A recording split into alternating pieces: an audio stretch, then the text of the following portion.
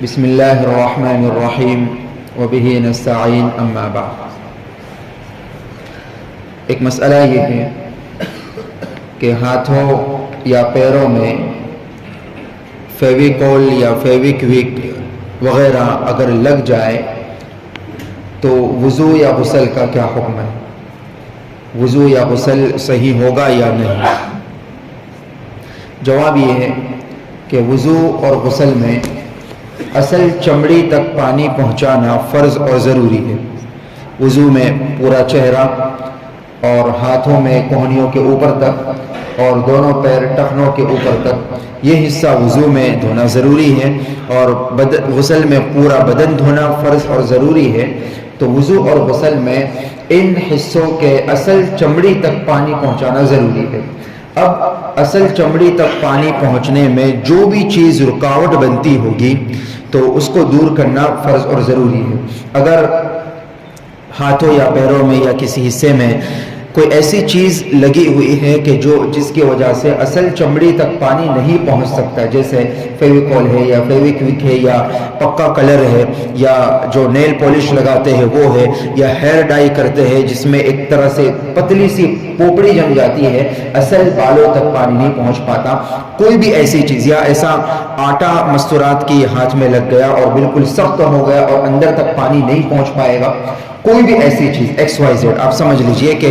جس کے ہوتے ہوئے اصل چمڑی تک پانی نہیں پہنچ سکے گا، تو ایسی صورت میں اگر وہ چیز بدن پر چمڑی پر باقی رہی تو اس صورت میں وضو یا غسل صحیح نہیں ہوگا، اس لیے کہ اصل چمڑی تک پانی ہی نہیں پہنچا۔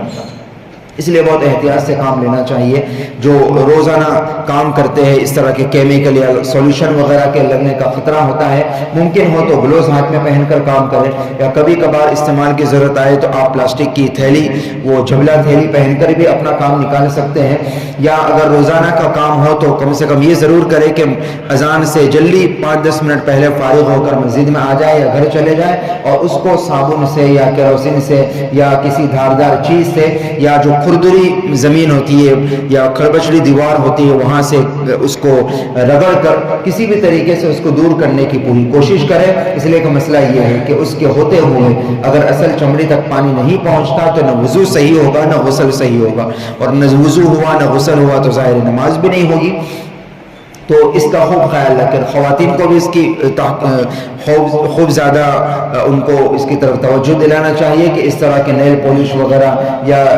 بیوٹی پارلر کے تعلق سے اس طرح کی کوئی بھی چیزیں وہ استعمال نہ کریں جس سے پڑ جم جاتا ہو، ورنہ وضو یا غسل ان کا صحیح نہیں ہوگا۔ اسی طرح جو مرد حضرات باروں میں کلر لگاتے ہیں وہ بھی اس کا خیال رکھیں کہ اس طرح کے نہیں ہونی چاہیے کہ جس سے پڑ جم جائے اور اصل بالوں تک پانی پہنچنے میں رکاوٹ بنتا ہو، اس کو دور کرنا ضروری ہے۔ ہاں یہ بات ہے کہ اگر ایسی چیز لگ گئی، مثال کے طور پر فیویکوک لگ گئی، تو یہ بہت ایک ڈیٹ قسم کے مخلوق ہے، جلدی چھوٹتی نہیں ہے، جلدی نکلتی نہیں ہے۔ پوری کوشش آپ نے کر لی، 100% آپ نے پوری محنت کر لی، کوشش کر لی، اس کو صابن سے دھویا یا فیویکول سے دھویا، وہ کیروسین سے دھویا یا کسی کھڑبچڑی زمین پر اس کو اچھے سے رگڑا، اس کے باوجود بھی